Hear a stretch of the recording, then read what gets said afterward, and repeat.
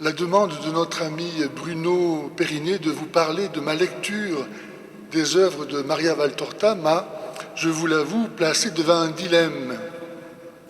En effet, d'une part, il y a 22 ans que j'ai lu Maria Valtorta, et plus jamais depuis, si ce n'est parfois des extraits du tome 9 à l'occasion de la Semaine Sainte. Ce qui m'a amené à publier avec M. Périnet le chemin de croix avec Maria Valtorta. Je lisais donc les œuvres de Maria Valtorta, j'ai lu tout Maria Valtorta, vraiment à la suite, comme ça, chaque nouveau volume était un cadeau merveilleux pour moi. Je lisais ça le soir dans mon lit, à la fin de la journée, avant de m'endormir. Ça a duré environ 1 an pour que je lise tout Maria Valtorta. J'étais jeune prêtre à ce moment-là. Eh bien, je peux dire que toute la journée, j'attendais d'arriver à ce moment-là. Tellement ce que je vivais était quelque chose de beau, d'intense, de déterminant. Je ne vous apprends rien, je suis sûr que ça a été pour vous, évidemment, la même expérience. J'ai donc lu tout Maria Valtorta, mais je ne l'ai lu qu'une seule fois, et il y a donc longtemps déjà. Même si l'expérience faite au cours de cette lecture demeure toujours présente en moi, en s'identifiant d'ailleurs peut-être à la présence même de Jésus. Vous voyez, je me disais qu'à cause de cela, je ne pourrais pas être un bon témoin, un témoin idéal pour cautionner l'œuvre de Maria Valtorta.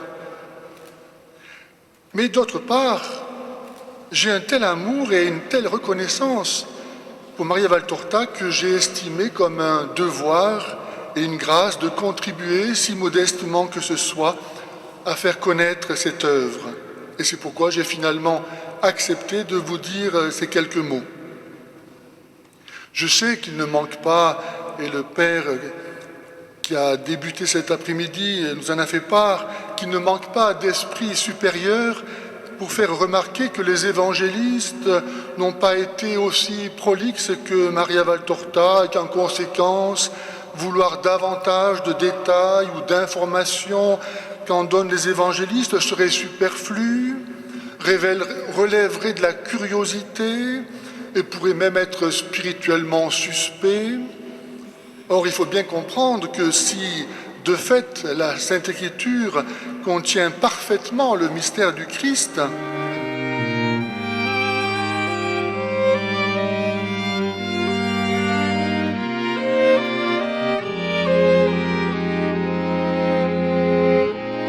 c'est elle-même qui nous dit néanmoins que tout n'a pas été écrit de ce que Jésus a fait et dit, et que le monde entier ne suffirait pas à contenir tous les livres qu'on devrait écrire s'il fallait le raconter.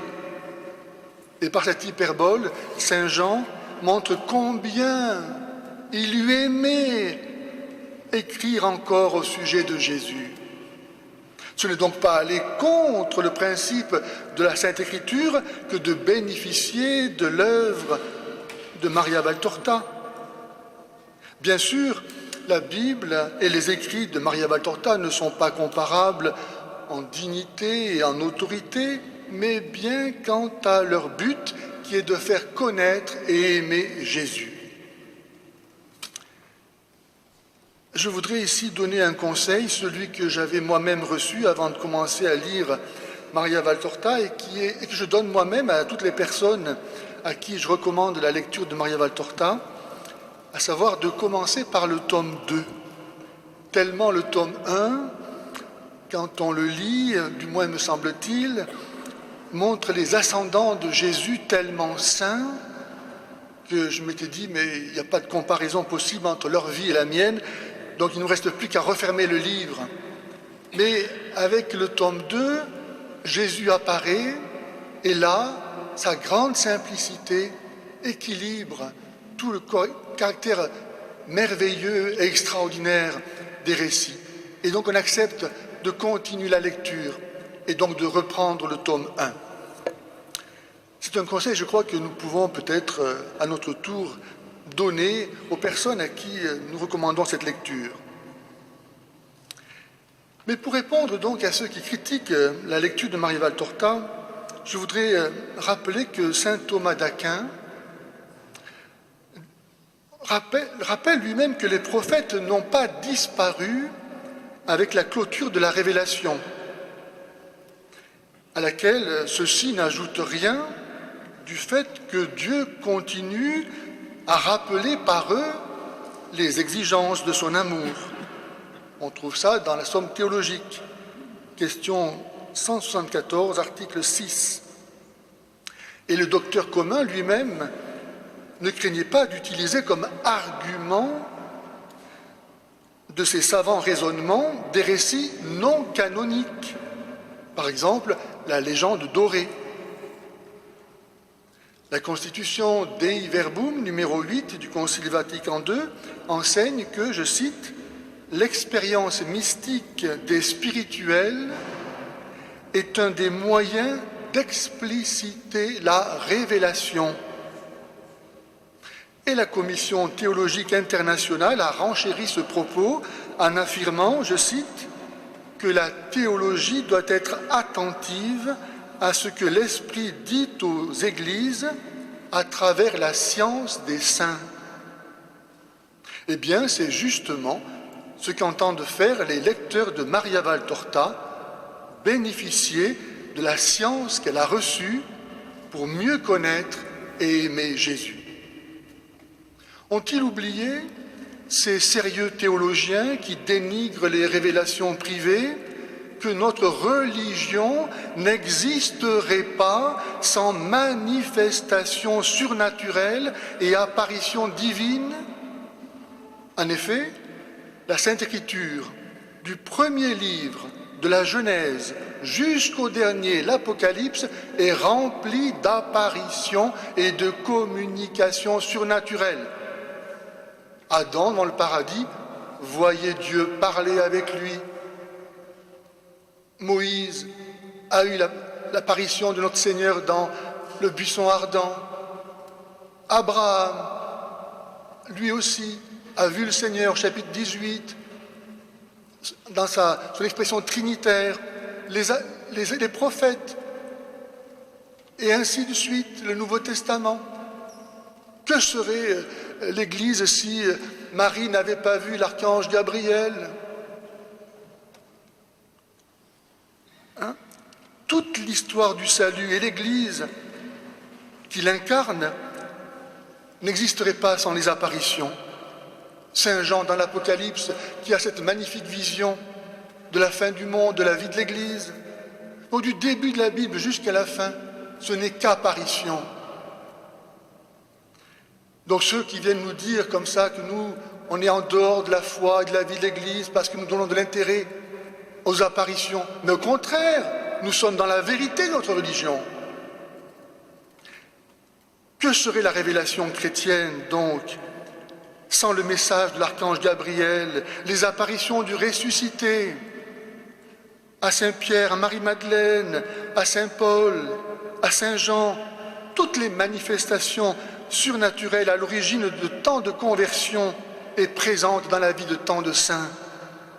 Faut-il oublier par El Monial et Fatima? Si Dieu s'est exprimé dans les anciennes et nouvelles alliances par des prophètes, pourquoi ne le pourrait-il plus aujourd'hui? Certes, il nous a tout dit en son Fils, mais n'a-t-il pas de bonnes raisons de nous le rappeler ou de l'expliciter? Qu'est-ce qui fonde aujourd'hui ce mépris du prophétisme dans la vie et la pensée chrétienne, sinon la volonté d'empêcher Dieu de continuer à parler pour substituer à sa parole une parole toute humaine, infatuée du prestige de la rationalité, qui n'est en fait que rationalisme. Arrière Satan, tes paroles ne sont pas celles de Dieu, mais celles des hommes. A-t-on envie de dire à ceux qui refusent que Dieu continue à parler pour parler à sa place? Saint Paul se trompait-il donc lorsqu'il nous a demandé « N'éteignez pas l'esprit, ne dépréciez pas les dons de prophétie, mais vérifiez tout, et ce qui est bon, retenez-le. Première épître aux Thessaloniciens, chapitre 5. Je sais que les détracteurs de l'œuvre de Maria Valtorta avancent qu'elle aurait été condamnée par le Saint-Office. Mais il faut savoir que Jésus avait interdit, comme l'a rappelé le Père, que les œuvres de Maria Valtorta soient publiées de son vivant. Et son père spirituel, donc, n'a pas obéi. Et c'est à cause de cette désobéissance que l'œuvre de Maria Valtorta a eu tellement de problèmes avec la hiérarchie. Et il faut savoir aussi que le 16 mai 1923, le même Saint-Office a condamné Padre Pio par un jugement affirmant, je cite, « n'avoir rien de surnaturel dans les phénomènes constatés de la vie du Padre Pio ». On sait depuis, et certains n'en avaient jamais douté, que le Saint-Office s'était trompé. Je sais que d'autres disent encore ne pas apprécier cette œuvre parce qu'elle serait trop volumineuse, trop détaillée, puisque, comme vous le savez, on y contemple non seulement la couleur des fleurs, mais on y hume même leur parfum. C'est vous dire combien cela peut être dérangeant pour quelqu'un de pressé. Mais pour qui vit en compagnie de Jésus, de sa mère, de ceux qui les aiment, quel bonheur de partager avec eux des moments si simples, des moments qui s'identifient pour ceux qui justement sont simples, puisque c'est au simple que le royaume des cieux est donné, des moments qui s'identifient au bonheur même. À ceux qui trouvent que l'expression de Maria est trop féminine, que leur manque-t-il, sinon d'aimer Maria telle qu'elle est, d'accepter de voir les choses comme elle les voit, de les comprendre comme elle les comprend, ou plutôt d'accepter que Maria les voit et les comprenne ainsi.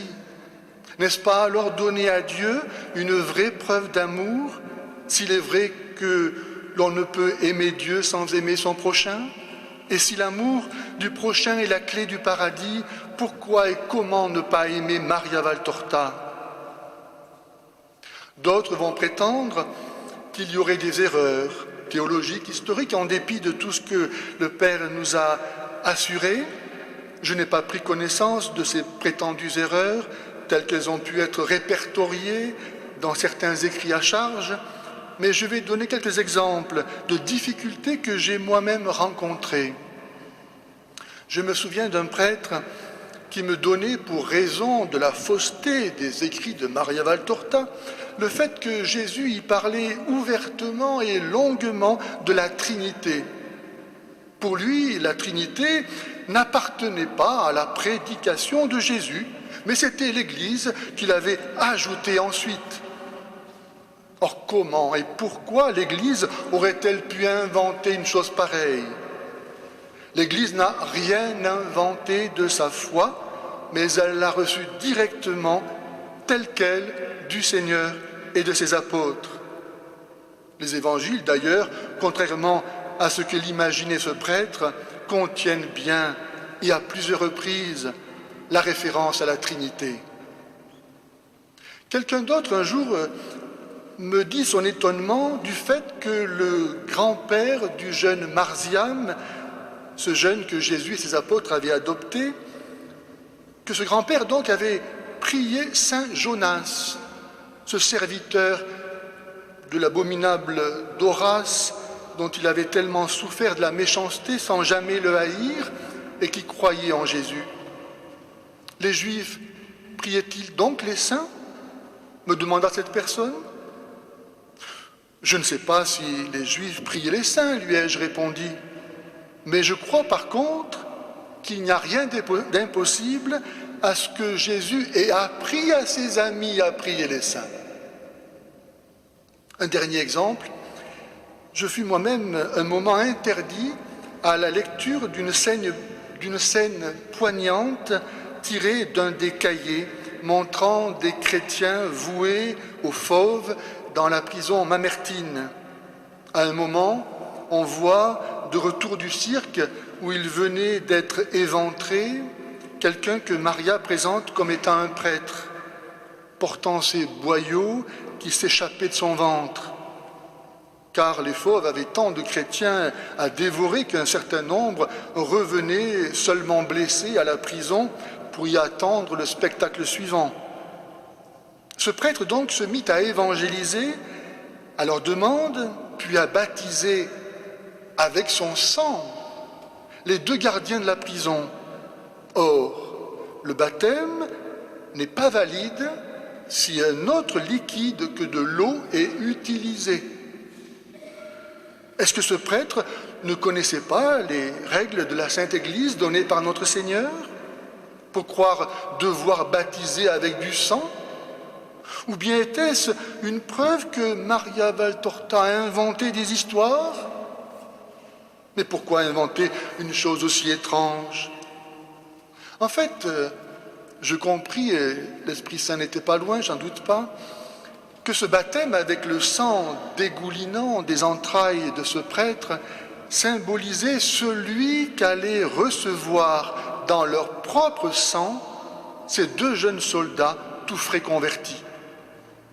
D'une part, il n'y avait pas d'eau dans la prison, et d'autre part, ces 2 jeunes soldats avaient dû révéler au prêtre leur intention d'imiter ces chrétiens de tous âges et sexes qu'ils voyaient s'exhorter mutuellement à souffrir et mourir pour l'amour de Jésus en rendant eux-mêmes témoignage à la vérité de l'Évangile qu'ils venaient de connaître par le fait d'aller aussitôt culbuter les idoles qui trônaient dans le cirque et y être derechef exécutés par les autres gardes. Ils furent donc baptisés dans leur propre sang, ce que la théologie reconnaît être un vrai baptême. Ainsi, le baptême du prêtre était ni plus ni moins qu'une annonce prophétique de ce qu'ils allaient vivre et comme un encouragement. J'affirme pour ma part que la lecture de Maria Valtorta m'a donné le bonheur de mieux connaître et aimer notre Seigneur, sa Sainte Mère, l'Église, l'Évangile. J'irai jusqu'à dire que si le Jésus de Maria Valtorta n'est pas le vrai Jésus, alors moi, Guy Pagès, je ne connais pas Jésus. Tellement le Jésus de Maria Valtorta et celui que je connais ne font qu'un. L'œuvre de Maria Valtorta est vraiment un cadeau extraordinaire de grâce, de bonté, de miséricorde pour notre temps. Elle nous redonne Jésus, qui nous avait été volé par tant de fausses théologies, de théologie aride et desséchante, qui n'avait d'autre but que de complaire à l'esprit du monde, non de nourrir la connaissance amoureuse de Dieu. Les écrits de Maria Valtorta nous plongent dans un dépaysement total, dans le temps, dans la vie, dans les pensées même de Jésus, pour nous le faire connaître très intimement, parce que nous partageons ses journées, ses soucis, ses amis, ses ennemis.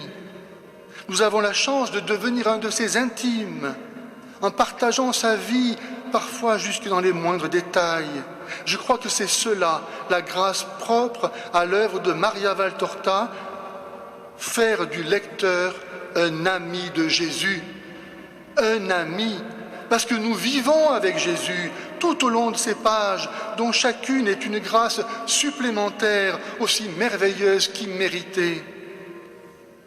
Ce qui rend la lecture de Maria Valtorta si particulière et qui permet de tant l'apprécier est le fait que Jésus étant Dieu, donc éternel, toujours et partout présent, tout lui étant connu à chaque instant, au moment même où vous lisez telle scène de sa vie, vous pouvez croiser son regard, posé sur vous, ici et maintenant, qui êtes en train de le regarder à travers cette lecture.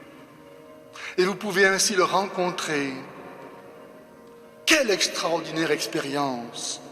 Quand vous lisez, vous cheminez avec Jésus qui vous voit, le regarder, et qui peut s'adresser à vous par-delà le temps et l'espace. Et même si vous ne percevez rien de sa part, le simple fait que vous soyez admis par cette lecture à vous tenir en sa présence est déjà une grâce infinie. Bref, lire cette vie de Jésus si bien écrite est une lecture exigeante parce qu'elle vous transforme, comme le disait Bruno.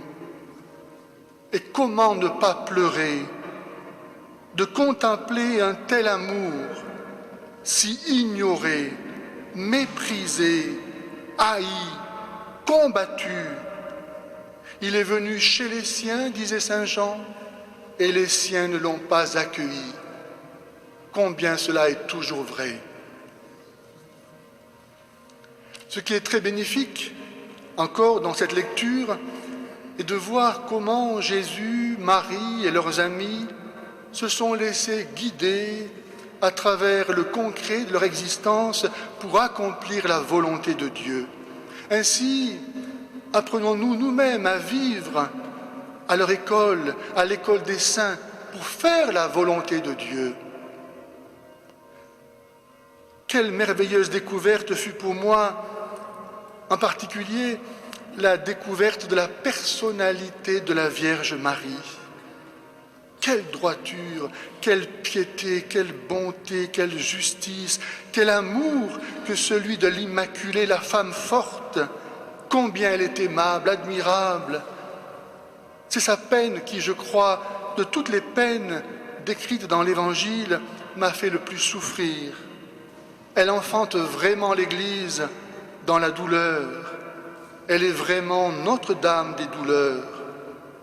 Et cela me fait souvenir d'une parole terrible de Jésus qu'on lit dans les œuvres de Maria Valtorta lorsqu'il dit à propos des hommes de notre génération « Je ne peux plus rien faire pour eux. Je suis impuissant. Tout le bien que j'ai fait pour eux, ils l'ont détourné pour leur malheur. » Prenant appui sur ce principe herméneutique que les réalités de l'Ancien Testament étaient les figures de celles de la Nouvelle Alliance, raison pour laquelle, par exemple, saint Pierre voit dans le déluge une image du baptême, Jésus dit quelque part, de même que dans l'Ancienne Alliance, ce sont les prêtres qui ont demandé la mise à mort du Fils de Dieu, de même, ce sera dans l'Église que les prêtres tueront Dieu dans les âmes. Et il ajoute, « Bienheureuses les âmes qui, dans les temps précédant mon retour, trouveront encore un prêtre. » Ce qui consonne avec cette parole de l'Évangile, lorsque Jésus se demande s'il trouvera encore la foi sur la terre lors de son retour. Je ne doute pas dans cette perspective que l'œuvre de Maria Valtorta nous aide à garder la foi.